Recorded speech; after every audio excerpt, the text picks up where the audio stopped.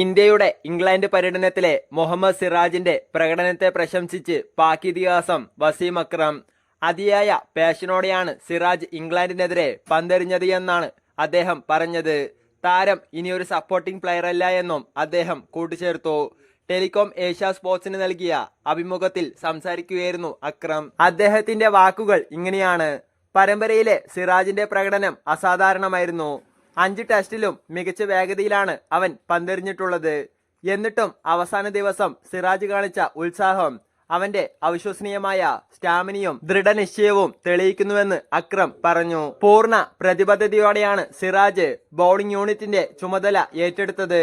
ബ്രൂക്കിന്റെ catch നഷ്ടപ്പെട്ടപ്പോഴും അവൻ തന്റെ ശ്രദ്ധ കൈവിട്ടില്ല. അതാണ് ഒരു യഥാർത്ഥ പോരാളിയുടെ മനോഭാവം. ടെസ്റ്റ് ക്രിക്കറ്റ് സജീവവും ആവേശകരവുമാണ് എന്ന് അക്രം കൂട്ടിച്ചേർത്തു. അടുത്തിടെ സമാപിച്ച ടെണ്ടുൽക്കർ ആൻഡേഴ്സൺ പരമ്പരയിലുടനീളം മിന്നും പ്രകടനമാണ് സിറാജ് നടത്തിയത്.